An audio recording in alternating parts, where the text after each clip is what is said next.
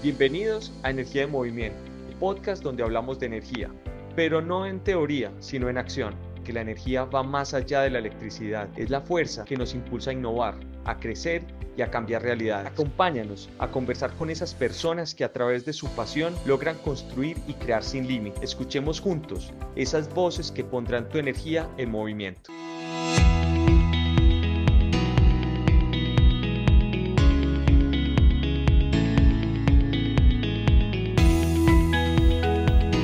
Bienvenidos a todos y todas a un nuevo episodio del podcast de Energía en Movimiento, el podcast de ERCO que explora las historias de las personas que ponen su energía en acción y desafían los límites.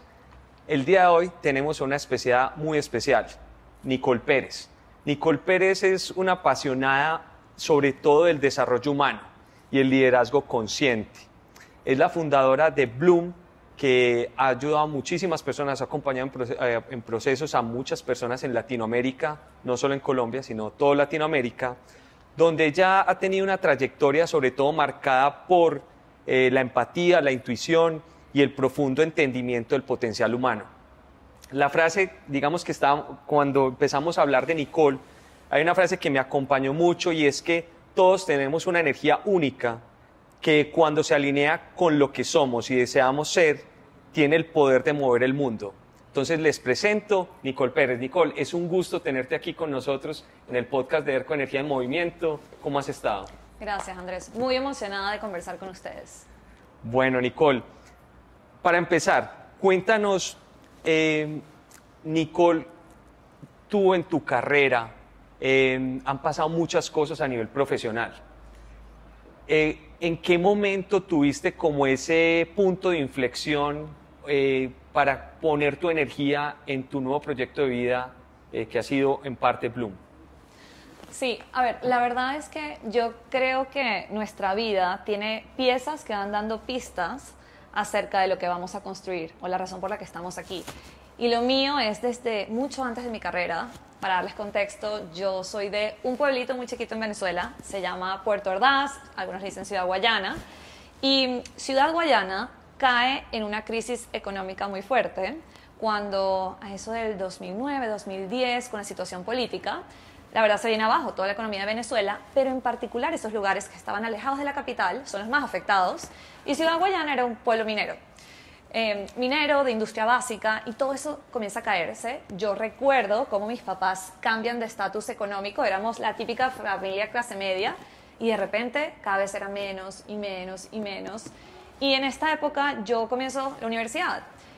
Y en la universidad uno está Venezuela. En Venezuela, en Ciudad Guayana, en este pequeño pueblo, y yo estoy en la universidad y comienzo a sentir cómo mi mundo se está haciendo cada vez más chiquito, porque cada vez hay menos oportunidades, cada vez hay más escasez, mis papás tienen cada vez menos ingresos, y no solo me está pasando a mí, es un dolor compartido, la mayoría de las familias están en esa situación, y cuando eso me empieza a pasar, en los años, yo diría uno de los años más importantes de tu vida, porque estás lleno de sueños en ese momento, yo comienzo a quedarme sin sueños, y en ese proceso empiezo a tener depresión, una depresión que me tumba, mis papás no sabían qué hacer, me llevan a este psicólogo, y el psicólogo en ese proceso me empieza a decir: tienes que buscar algo que te vuelva a hacer sentir impacto, porque es una decisión estar en este momento tan delicado como una víctima o ser una persona que va a buscar oportunidades donde hoy no las hay.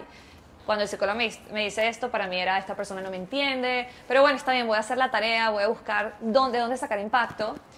Y en ese momento recuerdo que la única cosa que me llamó la atención era un grupo de estudiantes en mi universidad que se preparaban durante un año para ir a competir en una competencia de liderazgo que organiza la Universidad de Harvard cada año en un lugar distinto del mundo. Y es una competencia de liderazgo que seguramente conocen porque se le llama Modelo de Naciones Unidas. Sí, que es muy conocido, común, muy conocido. Es muy conocido en ciertos sectores, sobre todo que están profundizando en temas de liderazgo o personal o organizacional. Exactamente. Y yo escucho eso y me llamó un poquito la atención, y mi psicólogo me dice: solamente es necesario que te llame un poquito la atención, inténtalo. Y bueno, o sea, concéntrate, ponte esa meta. Sí, realmente lo que quería hacer mi psicólogo es: necesitamos darte un propósito. Y si no lo estás encontrando hoy, hay que buscarlo en cosas pequeñas. Lo que te va a ayudar es tener una comunidad. Y para mí eso era una forma de entrar a comunidad, porque era este grupo de personas que se ayudan entrenándose para ir a este modelo. Y yo entro en esta agrupación estudiantil sin mucha expectativa al inicio. Y para mí eso fue un antes y un después. Fue un año transformador. Estamos hablando 2000.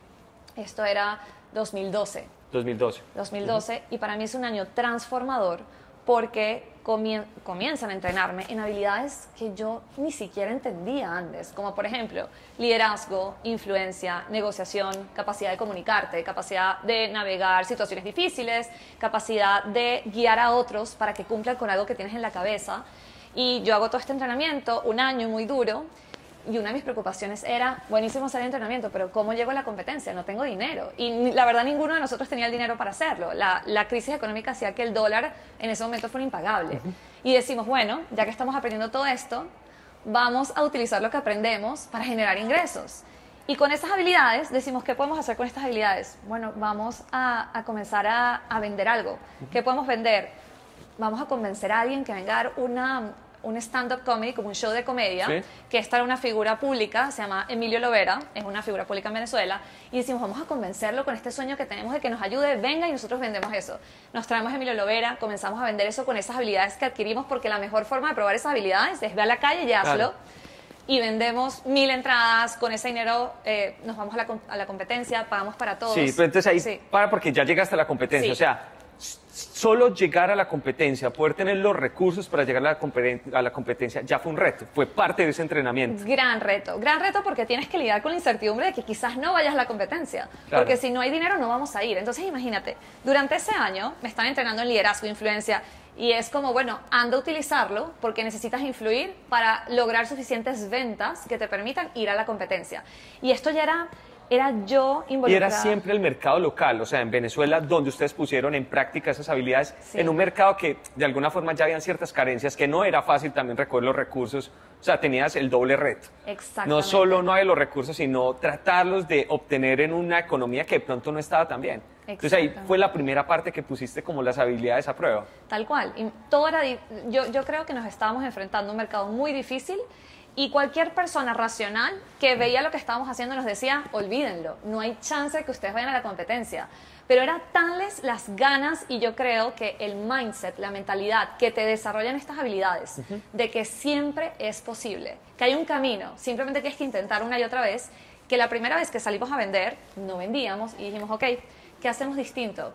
Vámonos a los dueños de negocio que, aunque hay crisis, siguen operando muy bien. Nos fuimos a esos dueños de negocio, les vendimos a ellos para todos sus empleados. Entonces, era ir buscando una manera de solucionar el problema de forma creativa, que era parte de la habilidad que estábamos desarrollando para ir a la competencia. Así que sí, estás en lo correcto. Perfecto. Sí. Entonces ahí ya se logran los recursos para ir a la competencia, Sí. viajan, ¿qué ciudad viaja y qué pasa en este evento? Sí, entonces viajamos a Australia, a Melbourne. Fue en el centro de convenciones más importantes de Melbourne y, ojo, van los estudiantes de las mejores universidades del mundo. O sea, yo competí con Yale, con Harvard, con Oxford, con universidades que para mí y no me imaginaba que podía estar al lado de ellos. Y en esta competencia hay 5 ganadores por comité, o así era en mi comité. Soy una de esas ¿Cuál era tu 5. comité? El nombre es de sostenibilidad. Era Sí. un comité de sostenibilidad. Estábamos analizando qué iba a pasar con las pirámides poblacionales, ahora que cada vez habían más personas de vejez que no tenían hijos para sostener las demandas a nivel de económicos que tienen las personas de alta edad o incluso de salud. Entonces era un comité que buscaba cómo damos solución a ese cambio de pirámide poblacional. Y en ese comité yo gano el premio de liderazgo, que al final los 5 premios son de liderazgo, pero piensa que dan 5 premios, a mi comité tenía 300 personas. Y los ganadores fueron las mejores universidades, estas que te conté, por eso no se me olvida que competí con ellos. Y esta mujer de Puerto Ordaz, de un pueblito en Venezuela que nadie conoce en la competencia, es uno de esos premios. Y para mí, haber ganado esa competencia generó todo ese impacto que mi psicólogo me quería dar durante nuestras sesiones. Fue, wow, yo soy capaz de lograr grandes cosas y no me había dado cuenta. Y la verdad, yo no soy nadie excepcional. No te puedo decir que soy la persona más inteligente de la sala, pero voy a ser la persona que más se va a creer que es posible y que va a utilizar estas habilidades de manera muy intencional para construir esa posibilidad. Y gano ese premio y obviamente mi mente cambia por completo. Yo decido ir el año siguiente otra vez, vuelvo a ganar. El año siguiente fue en Bélgica, en Bruselas. la competencia, esta vez yo me vuelvo la presidenta de la delegación. Entonces, yo me encargaba de seleccionar a los estudiantes que iban a participar, yo me encargaba de definir qué vamos a hacer para la plata, porque ya sabía que podíamos generarla, entonces hacemos un show de comedia aún más grande con otra persona que es aún más famosa, se llama Laureano Márquez, es una figura pública en Venezuela, él va, nos ayuda, lo hacemos en el lugar como más grande que hay en Ciudad Guayana. Y aquí para mí fue increíble porque piensa que cada año la situación se deteriora. El segundo año es aún peor. Y con todo eso, un grupo de estudiantes que ni siquiera se ha graduado logra generar ingresos en una economía que está pues tan afectada. Sí. Y todos nos fuimos, todos, absolutamente todos fuimos a Bruselas, todo pago, a nuestra competencia y volvimos a ganar. Bueno, gané mi comité y ganó otra de las personas que fue conmigo a competir. Y de nuevo, mi mundo se vuelve a expandir y cada vez se expandía más. Yo cada vez me daba más cuenta que se pueden cosas grandes. De esas competencias, Nicole, obviamente uno llega sin conocerse mucho. O sea, uno cree que se prepara y todo, pero uno llega con ciertas cosas que uno no se conoce en medio de la competencia. ¿Qué habilidades descubriste en la primera competencia y en la segunda competencia que no te habías dado cuenta que antes las tenías? A ver, yo te diría que la habilidad más importante es aprender a observarte. Y yo me di cuenta que yo era capaz de observarme. En plena competencia, yo podía tener esa autoconciencia de casi que salirme de mí, verme en ese momento e identificar eso que te está molestando o que te está doliendo o que te preocupa en este momento. Simplemente lo puedes controlar porque te estás como viendo a ti misma, lo puedes controlar, lo puedes bajar, porque fíjate en este momento lo que está pasando en el comité. Tú lo que necesitas hacer es llenarte de energía para poder sobreponerte a la situación. Y ese nivel de autoconciencia para mí se convirtió en mi superpoder. No importa la situación en la que yo esté, yo soy capaz de verme, de observarme. Y si lo piensas, esto lo aprendí con el tiempo, pero la mayoría de metodologías que ayudan al ser humano a regularse, el primer paso es aprender a observarnos. Y eso es una habilidad. Y para mí fue la habilidad que descubrí. Si yo soy capaz de observarme, soy capaz de volver al momento presente y desde aquí tomar una decisión mucho más efectiva. ¿Qué fue lo primero que hiciste cuando empezaste las competencias? Sin ser consciente de esa autoobservación que tenías. Claro, pero te puedo decir que en la competencia me di cuenta, esto es una habilidad que tengo. Obviamente me di cuenta de otras cosas. Yo me di cuenta, para mí es bastante intuitivo el tema de la influencia. Sé qué debo decir, sé cómo decirlo, sé cómo leer a la persona. Pero realmente la mayoría de estas habilidades las entrené. Y hoy no te puedo decir si es que era natural para mí o no. Lo que te puedo decir es, soy una de las personas que entrenó intencionalmente todas las habilidades de liderazgo desde que estaba en la universidad para ir a estas competencias.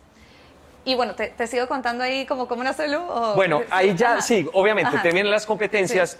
Algo tiene que pasar ya en la vida de Nicole porque empiezas con un nuevo proyecto muy importante, que es Blum. Entonces, contanos eso que pasó antes, esa previa antes de Blum y cómo nace Blum. Sí, entonces, nada, yo termino las competencias y para mí ese fue el cambio de chip que me mostró, hey, si yo logro desarrollar estas habilidades cada vez más, yo voy a llegar donde yo quiera.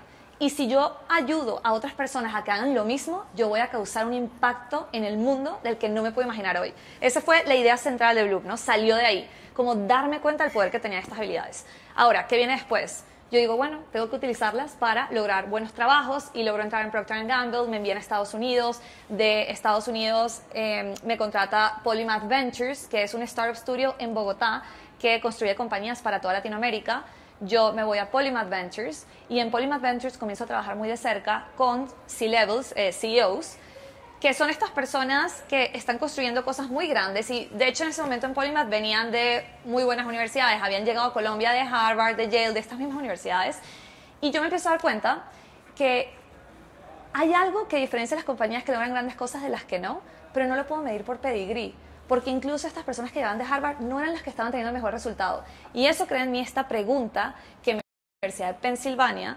Yo me voy becada a la Universidad de Pensilvania a estudiar la psicología del desempeño. Y estando ahí, comienza a surgir la idea de Blum. Yo digo, ok, si yo quiero llevar a Latinoamérica estas habilidades para desbloquear el potencial y generar abundancia en todos los sentidos, ¿no? Abundancia económica, abundancia personal, ¿cómo lo puedo hacer? Y para mí, mientras iba haciendo mi tesis en la Universidad de Pensilvania, iba destilando todo lo que aprendí en mi carrera y las experiencias que viví, porque algo de lo que yo soy muy creyente es lo que decía al inicio, de todo lo que nos va pasando en la vida son pistas de lo que venimos a construir. Y para mí fue conectar esos puntos y en ese proceso comienzan a hacer Bloom, como esa idea de, con todo esto que he aprendido, voy a llevar a Latinoamérica la metodología para construir estas habilidades y que de forma masiva podamos generar impacto.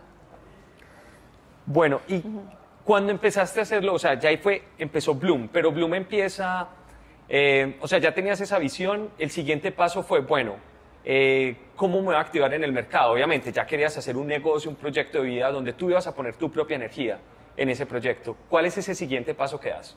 Después del diagnóstico, que ahorita vamos a volver a hablar del diagnóstico. Eso es interesante porque yo creo que las personas siempre se esperan que cuando uno crea algo, bueno, uno lo tenía muy claro y fue y accionó esto para crear eso. Y realmente lo que a mí me pasó es, mi energía fue fluyendo con lo que se me presentaba en la vida. ¿Y a qué me refiero con eso?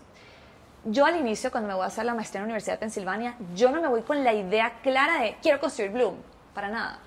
Yo cuando me voy a hacer la maestría en la Universidad de Pensilvania, yo tenía esta idea, muy desde el ego, de yo quiero seguir creciendo en compañías y convertirme en la Chief People Officer, como esta C-Level encargada de people, de personas. Y de hecho, aplico para una compañía, aplico muchos procesos, paso 6 meses encontrando la siguiente compañía. Y la compañía que yo elijo, en la que voy a estar, y la elegí porque era la compañía que me daba la exposición más grande, iba a tener un rol para toda Latinoamérica, iba a liderar 700 personas, iba a tener un salario gigante, entonces yo elijo esa compañía. Y la elijo mientras hago mi maestría.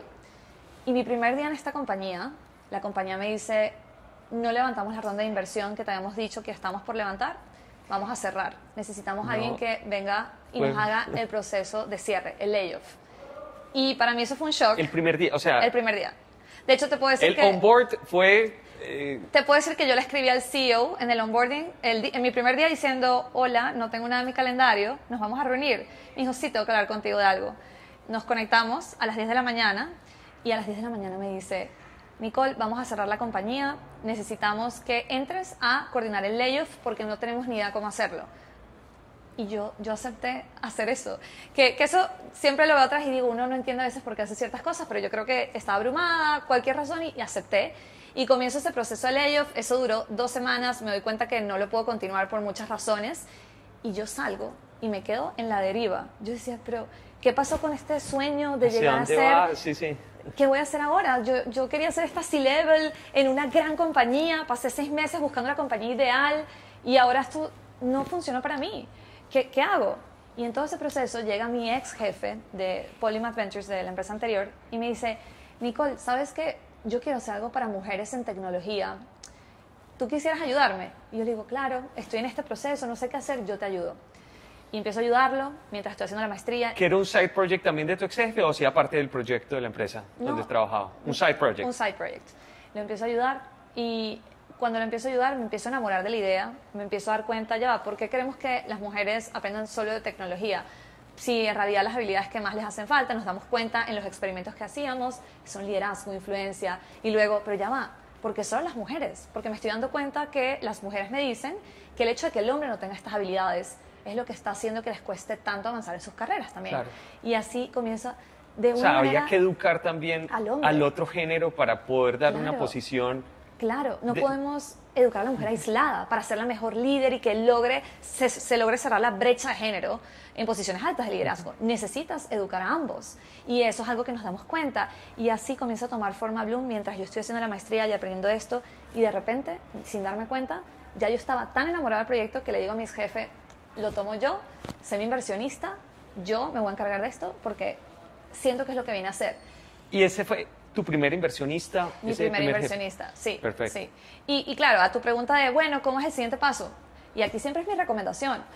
Yo creo que cuando nosotros pensamos que somos capaces de saber cómo va a ser el camino para llegar a donde queremos, nos equivocamos. Eso fue lo que me pasó cuando yo terminé esta compañía que cerró. En cambio, cuando nosotros somos lo suficientemente humildes para entender que ese camino no lo sabemos con certeza y que hay que aprovechar las oportunidades que se nos presentan, es como si el camino se va abriendo solo. Y te lo puedo jurar, yo cuando terminé Modelo de las Naciones Unidas y mi mente hizo clic de esto me encantaría hacerlo en mi vida, pero no tengo ni idea de cómo ni de cuándo. Bueno, ahí existía un camino. No, ahí terminó eso y yo dije, voy a aprovechar las oportunidades que se me presenten y ya veré cómo llego allá. Y tal cual así fue que nace Bloom. aprovechando las oportunidades que se me van presentando en el camino, porque hay una inteligencia mayor que sabe mejor cuál es ese camino, no yo. Perfecto. Y cuando ya nace Bloom, en este momento, ¿cómo describirías Bloom? Bloom es la plataforma para desarrollar el liderazgo de talento de alto potencial, buscando que logremos desbloquear nuevos niveles de abundancia, tanto para ese talento como para la región en general. ¿Y cómo lo logra Bloom, Nicole? Entonces, Bloom, primero hacemos un proceso de selección, que busca ese proceso de selección que las personas que entran tienen la mentalidad correcta, tienen mentalidad de crecimiento, están listos para el reto, se quieren comprometer con la experiencia y luego entran con nosotros y tenemos The Bloom Method, es nuestra metodología que hemos diseñado, donde las temáticas que tratamos van desde lo más personal, y aquí trabajamos, por ejemplo, fortalezas de carácter y saboteadores, que al final son temas que no hay en Latinoamérica, esos son temas que traemos de la Universidad de Pensilvania, de Stanford, para ayudar a las personas a conectar con su esencia, y a partir de ahí comenzamos con temas, tenemos como una pirámide, temas más estructurales como comunicación, influencia, gravitas, y así vamos acompañándolos en todo el ciclo de liderazgo. Nos dimos cuenta que en ese ciclo de liderazgo hay etapas, y cada etapa, cuando me preguntabas al inicio de Bloom si viene de un acrónimo, nosotros pusimos para cada etapa una parte de ese nombre de Bloom. Entonces, la etapa inicial de cualquier persona en su camino de liderazgo le llamamos Bloom, y es cuando tú tienes tu primer rol de líder o tu rol de contribuidor individual comienza a ganar más influencia. Y ahí tú necesitas habilidades muy distintas a la segunda etapa, que es cuando tú ya comienzas a manejar un equipo, ya tienes a varias personas a tu cargo, a eso le llamamos lift, y ya es como yo esta visión que tengo la comienzo a bajar un poco a estas personas, y luego viene la siguiente etapa, que sería Unify, que es yo lidero varias áreas. Y para liderar varias áreas, yo necesito lo que aprendí en Bloom, lo que aprendí en Lift, pero ahora lo tengo que llevar al resto de organizaciones para finalmente moverme a Mobilize, que es cuando soy un C-Level, un CEO. El CEO necesita no solamente construir esa visión, sino saber cómo inspirar para que otros la puedan ejecutar y llevar esa dirección. Entonces, el método Bloom tiene para cada una de estas etapas cuál es el programa que necesitan y lo damos en vivo. Entonces, ¿por qué en vivo? Porque el aprendizaje real, si tú piensas en la teoría de aprendizaje, realmente solo un 10% se aprende viendo una clase de teoría.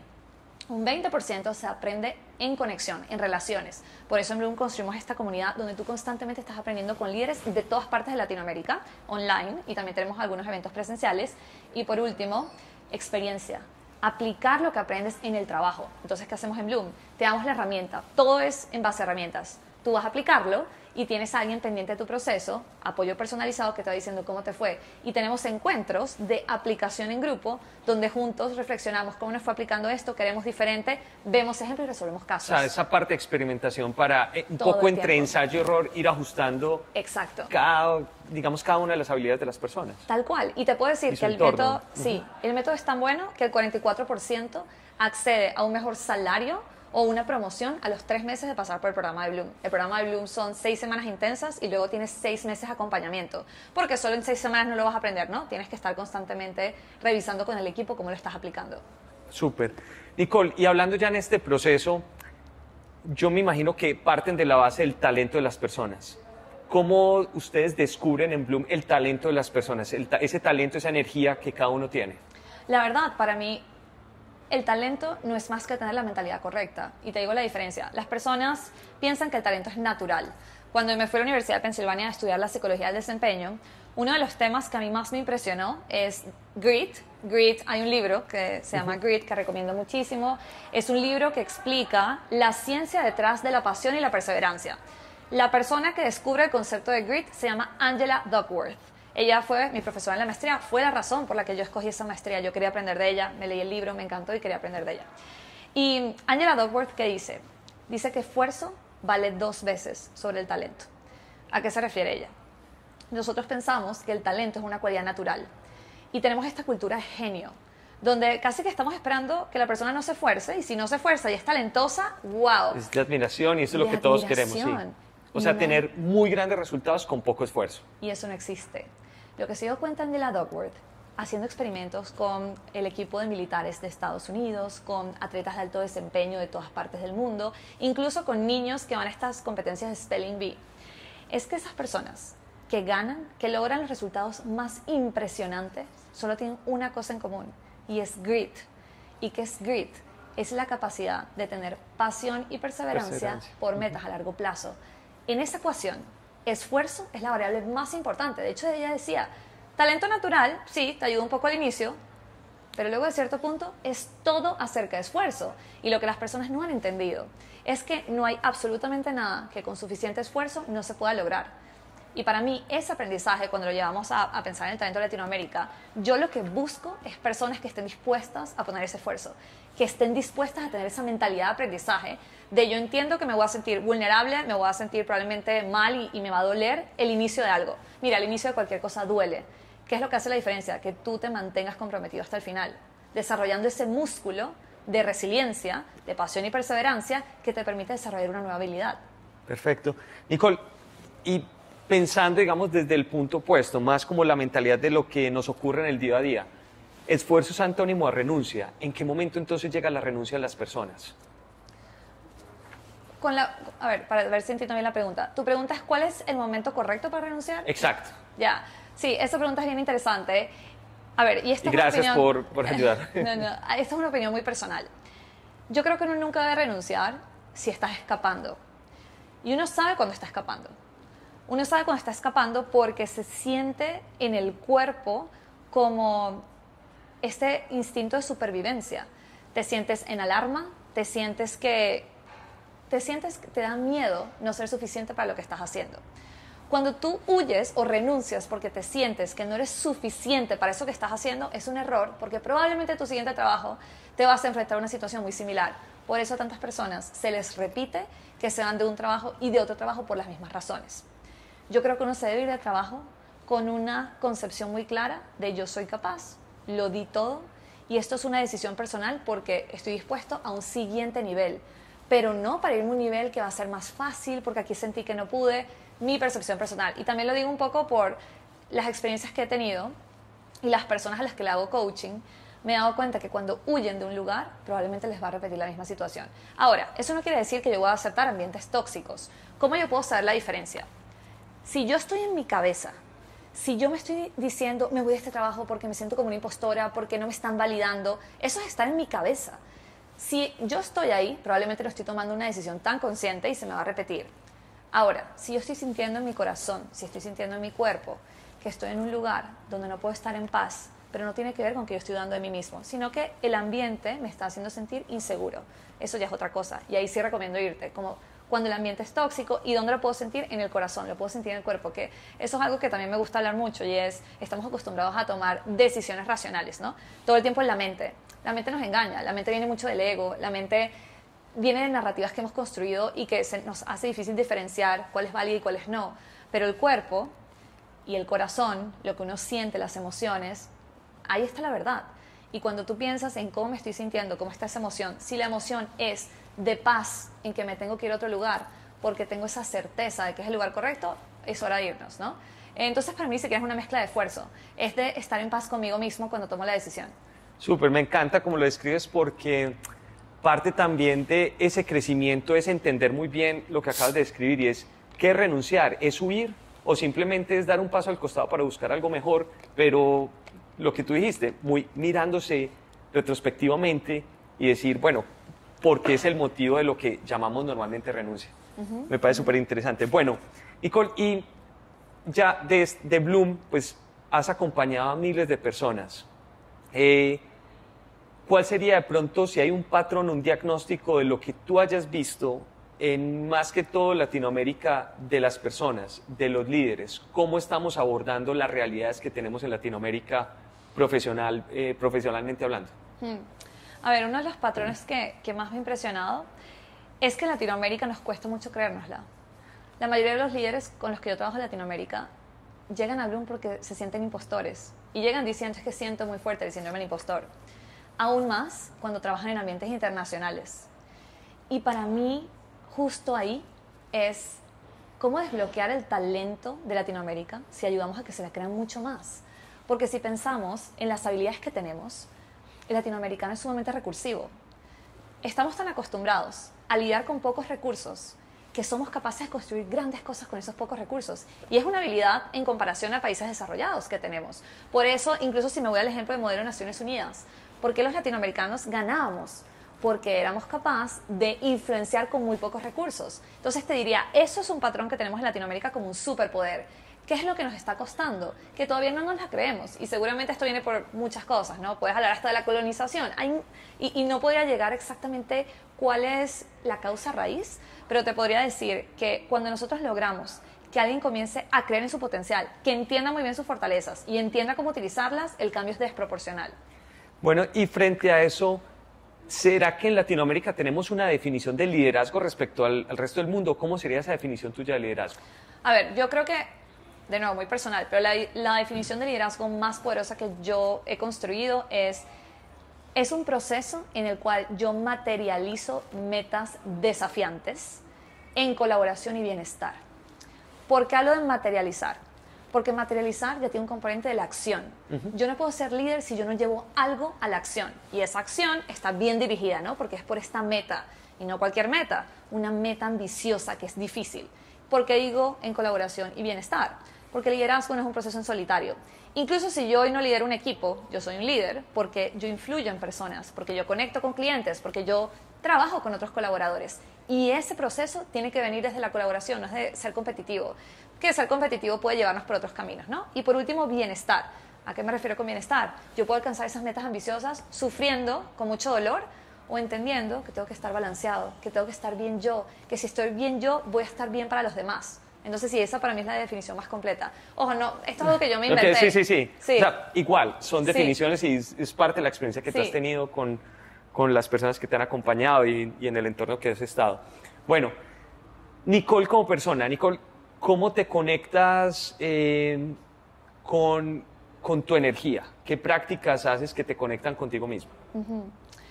A ver, primero a mí me gusta entender cuáles son los tipos de energía, ¿no? Para entender la práctica que va detrás de esa. Y te diría que en tipos de energía, para mí tenemos la energía espiritual, que yo conecto mucho con esa, ya te voy a contar cómo. La energía física, que es la más obvia. Tienes la energía mental y tienes la energía emocional. Entonces, con mi energía espiritual, y aquí lo conecto con algo, y si no lo han hecho, recomiendo a todo el mundo que se haga el test de fortalezas de carácter. Fortalezas de carácter es una metodología de la Universidad de Pensilvania. Ellos desarrollaron, después de muchas investigaciones, cuáles son las 24 cualidades humanas que se pueden tomar como fortalezas y que nos energizan. Son fuentes de energía. Y yo hice ese test y tengo claro cuáles son mis fortalezas de carácter, y la espiritualidad para mí es la número 1. Por eso hablo de esa primero. Mi espiritualidad yo la conecto todas las mañanas. Lo primero que me pregunto es, ¿cuál es mi propósito de hoy? ¿Y cuál es el aprendizaje que tuve ayer, el día anterior? ¿Por qué? Porque para mí espiritualidad es conectar con que todo tiene una razón de ser. No es un tema de religión, es un tema de cómo cada cosa que me pasa me puede ayudarme a transmutar algo que yo tengo o hacer aún mejor, ¿no? Entonces, es una forma también como de meditación también. Sí, y de hecho también medito en las mañanas, pero si a alguien no le gusta meditar y esto es cómo lo puede hacer, para mí lo mejor es justo antes de sentarte a trabajar, qué es un aprendizaje que tengo de ayer y cuál es mi propósito hoy, cuál es mi intención hoy. Ya con eso yo conecto con mi espiritualidad. También puedes meditar, así sea 5 minutos. Lo segundo, entonces, la energía física.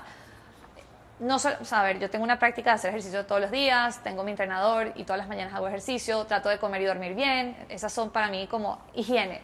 Pero aparte de eso, en la parte física, para mí es tener un tiempo al día de irme a caminar, de hacer algo que mueva mi cuerpo. ¿Y por qué es importante mover tu cuerpo? Eso se llama pausas activas. Para regular tu sistema nervioso, no puedes estar todo el día acostado, todo el día sentado trabajando, sino tienes que pararte y tener movimiento. Entonces, para mí esa es la parte de energía física. La parte de energía mental, esta es contraintuitiva y es poner la mente en blanco, poner la mente en silencio. Yo entiendo que ponerla en blanco es muy difícil, sobre todo a mí cuando estaba haciendo eso al inicio me costaba un montón, pero al menos observarme. Entonces, ¿qué hago para poner la mente así? Cuando salgo a caminar para mover mi cuerpo y activar este otro tipo de energía, digo, ok, voy a observar mis pensamientos y van pasando y los voy viendo. Y esa práctica, aunque al inicio suena medio rara, con el tiempo se te va haciendo cada vez más fácil y te das cuenta de cómo... Y una necesidad también. Una necesidad. ¿Y sabes qué te das cuenta? Y esto me lo dijo mi coach hace un tiempo, el 90% de nuestros pensamientos son repetidos. Entonces, qué interesante cómo estamos siendo condicionados por los mismos pensamientos una y otra vez, y cuando queremos cambiar, lo primero que tenemos que hacer es poder observarlos, y eso es lo que vas haciendo con la práctica para generar esa energía mental. Y por último, la emocional, que siento que nadie habla de la emocional, y es, tú tienes que tener energía emocional, y sobre todo yo que trabajo con personas, para sostener tanto ese dolor o tristeza que puede tener las personas como para sostener la felicidad. Entonces, ¿cómo trabajo mi energía emocional? Conectando con la emoción, dejándome sentir lo que sea que siento. Y me pasó durante el día, me pasó ayer, anteayer, que me siento abrumada y estoy en piloto automático. Y de repente paro y digo, ok, ¿qué está pasando? Me voy a hacer mi caminata de energía física, de ver mis pensamientos, y observando esos pensamientos es que me doy cuenta, ah, claro, estoy pensando estas cosas, esto me está haciendo sentir así. ¿Cómo puedo comenzar a cambiar esos pensamientos para sentirme de otra manera? Entonces fíjate cómo todas trabajan juntas, todos los tipos de energía, y con un solo ejercicio como salir a caminar, si lo haces muy consciente, puedes reenergizarte en todos los tipos de energía. Súper. Bueno, Nicole, también esta exploración personal, contanos qué libros te conectan con el día a día o con tu trabajo. Sí, entonces, a ver, voy a dar como varios libros dependiendo de lo que necesiten. Recomiendo mucho el libro de Mindset. Mindset lo escribió Carol Dweck. Es un libro que precede el libro de Grit, que también es uno de mis favoritos, y te ayuda a entender cómo desarrollar la mentalidad de crecimiento. ¿Qué es la mentalidad de crecimiento? Es tener la certeza de que somos capaces de desarrollar cualquier habilidad que necesitamos para el reto que se nos presenta si tenemos suficiente esfuerzo. Eso es toda la definición de growth, de mentalidad de crecimiento. Lo interesante es que muy pocas personas desarrollan la mentalidad de crecimiento, porque estamos acostumbrados a pensar que hay ciertas cosas que no podemos desarrollar, que si no tenemos ese talento, eso no es para nosotros. Y me encanta cómo este libro reta eso y te da herramientas para retar eso. Entonces, ese es uno. Ahora, tengo otro que estoy leyendo ahorita y lo recomiendo para personas que se sienten estancadas en su carrera y se llama Working Identity. En español sería algo como identidad en progreso. Y habla de cómo cuando estás en una encrucijada en tu carrera, que te empiezas a sentir incómodo, no sabes cuál debe ser el siguiente paso, tienes que comenzar a explorar. Si te quedas en tu mente, pierdes, porque la mente no te da la respuesta. Pensamos que encontrar esa certeza es el camino, y no, es salir a hacer cosas. Y me encanta cómo habla de la creatividad, de explora, habla con personas, comienza a hacer cosas nuevas, y ahí vas descubriendo ese camino, que también va muy conectado a la historia que te decía Bloom. Te diría esos dos para comenzar. ¿Sí? Súper. ¿Y qué película te ha conectado, serie, te ha conectado recientemente, que tú digas, definitivamente esto con mi propósito, por la situación de la película, tú digas que te conectó? Sí, entonces me vi el fin de semana pasado en Fórmula 1, donde está Brad Pitt. Me encantó y lo que más me gustó es que me veía reflejada en la película en este sentido. Y es que cuando estás construyendo algo nuevo, véase ese algo nuevo como una compañía, que es mi caso, Bloom, o hay personas que están nuevos en un rol, estás haciendo algo nuevo. Es normal que salga todo mal. Y en la película me impresionaba, sin dar spoilers, cómo sin importar el esfuerzo que ponían, salía mal, y salía mal, y salía mal. Y me encantaba ver cómo el equipo, en colaboración, siempre buscaba otra forma hasta lograr que salga bien. Y para mí, ese es el significado de todo lo que hemos hablado hoy. Y es el significado de cómo construir una compañía exitosa. Mira, el 90% se basa simplemente en insistir. Y para mí, ese era el significado de la película. De cómo, aunque todo sale mal, tú le vas a dar la vuelta porque sabes que lo que diferencia a las personas que lo logran de los que no es que perseveran. Entonces, ese mensaje de cómo en colaboración, en equipo, logran perseverar hasta el final me marca mucho. Bueno, Nicole, hasta ahora nos has contado parte de cómo empieza la historia, cómo llegas a Bloom, cómo creas toda esta empresa que está pues apoyando a muchas personas en Latinoamérica, empresas y personas. Un poco de tus gustos de libros y películas. ¿Cómo se traduce esto en personas que quieren dar su primer paso para encontrar su energía única? Te voy a hablar de un ejercicio que hacemos en Bloom y ha sido de los más poderosos. Y es que te contaba que en Bloom utilizamos una metodología que se llama fortalezas de carácter, que va a definir cuáles son las cualidades que te hacen quien eres. Y algo muy interesante de los resultados del test es que hay 24 fortalezas de carácter y cada persona tiene un orden particular. Y ese orden no se repite, es como una huella digital. Si haces 24 combinaciones, te vas a dar cuenta que nadie tiene las mismas. ¿Y qué debe hacer la persona luego de hacer este test para encontrar su versión más auténtica? Vas a ir a 10 personas y le vas a hacer la pregunta, cuéntame cómo me ves cuando me ves brillar. Y estas personas que recomendamos sean personas que quieres, familia, amigos, personas con las que trabajen, te van a ir contando, mira, yo te veo así, esto es lo que cuando te veo brillar haces estas cosas, es importante que te den comportamientos. Y tú luego te llevas toda esa información y comienzas a identificar patrones. Y te das cuenta cuál es esa habilidad que no importa con quién estás hablando o qué estás haciendo, la estás reflejando. Cuando yo hice el ejercicio, yo por ejemplo me salió valentía en mi top 5 de fortalezas de carácter y cuando yo veo valentía era como, valiente. Yo no hago deporte extremos, no hago deportes raros, Sí, o sea, sí. no me considero una persona valiente, no me consideraba. Y comienzo a hablar con mis familiares, con mis amigos, con las personas que trabajan conmigo, y todos me daban el mismo ejemplo. Yo no les había dicho que valentía era mi fortaleza, pero me decían, Nicole, es que tú eres muy valiente porque dices lo que hay que decir incluso cuando todos tenemos miedo de hacerlo. Y yo, wow, qué interesante. Las personas me ven valiente por esta cualidad. Esto es algo que me hace auténtica. Y a partir de ahí me he casado con la idea de soy valiente, soy alguien que habla la verdad incluso cuando es difícil. Así que mi recomendación es, busca 10 personas. Si no quieres hacer el test, no hace falta. Pregúntales, cuando me ves brillar, ¿cómo actúo?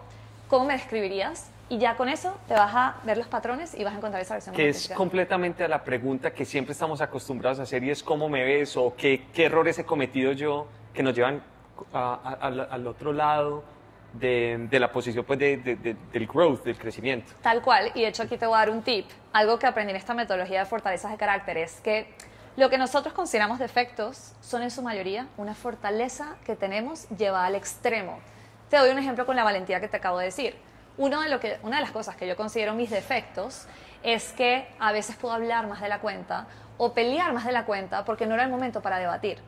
¿Y eso de qué viene? De que mi valentía, eso que te decía al inicio, que me hace única, que las personas valoran de mí, que es decir lo difícil en el momento que más nadie se atreve, cuando la llevo al extremo, comienza a herir, porque a lo mejor no era necesario decir eso en ese momento.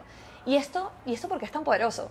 Porque la perspectiva de lo que significa un defecto. Si yo a partir de este momento entiendo que mis defectos no son más que las fortalezas que me hacen brillar, que a veces no controlo y se me van de las manos, comienzo a verlo desde la compasión. Y es más fácil cambiarlo desde la compasión. Entendido. Súper chévere. Bueno, Nicole, ya para ir cerrando, cuéntanos en este momento con qué estás conectada, además de Bloom. La verdad, o sea, si soy completamente honesta, toda mi atención, mi foco, mi corazón está en Bloom ahorita. Estamos lanzando un nuevo producto, la comunidad está cada día más viva. Entonces, lo que me da conexión a mí, y creo que va muy conectado a lo que me da energía a mí, es cómo cada día agrego más valor a esta comunidad que hemos construido para que estas personas se la crean tanto que sean capaces de alcanzar ellos niveles de abundancia que nunca imaginaron posibles. Súper. Y Nicole, y toda la energía que estás imprimiendo en este momento en tu proyecto Bloom, ¿cómo quieres que en 10 años, qué impacto quieres que tenga? Si miramos a 10 años, por ejemplo. A ver, y esta es como mi sueño. Yo quisiera impactar a millones de latinoamericanos y ojalá eso se vea reflejado en una mejora de las condiciones sociales, económicas, incluso políticas de los países de Latinoamérica. Para mí Latinoamérica es una misión y esto es lo que vine a hacer. Y vine a trabajarlo con el 20% que genera el 80% de resultado. Ese 20% son estas habilidades y si yo logro potenciar eso de manera intencional y en escala, yo te aseguro, y es mi sueño, que Latinoamérica se va a convertir en una región que en inglés se dice thriving y es básicamente que está floreciendo, que está logrando algo que nunca vimos posible porque está llena de personas que tienen las habilidades correctas para construir una sociedad que sigue floreciendo, abundancia en todos los sentidos y que podemos vivir en colaboración. Y que este es el momento de hacerlo, definitivamente. Este es el momento, el mejor momento era ayer, el segundo mejor momento es ahora. Es hoy. Sí. Bueno, todos los que nos acompañan en el podcast, el día de hoy estuvimos con Nicole Pérez. Nicole, quiero primero que todo agradecerte por todo lo que nos has enseñado, con las respuestas que nos has dado. Reconocerte que esta inversión que has hecho en el desarrollo humano, en el liderazgo, se está viendo reflejado seguramente en tu entorno, en las personas que estás apoyando y las empresas que estás influenciando. Gracias también por contarnos toda tu historia, o sea, que en cualquier otro contexto diría uno, es algo que no iba de pronto a resultar tan bien, pero que tú misma creaste los recursos en un entorno que los recursos inclusive estaban siendo escasos, y lograste llegar más allá de lo que cualquier otra persona pues, se imaginaba en ese contexto. Gracias por compartirnos con todas estas historias. A todos, gracias por acompañarnos también en este podcast de ERCO Energía en Movimiento. Los esperamos a la próxima. Gracias, Nicole. Gracias, me encantó, Andrés, gracias.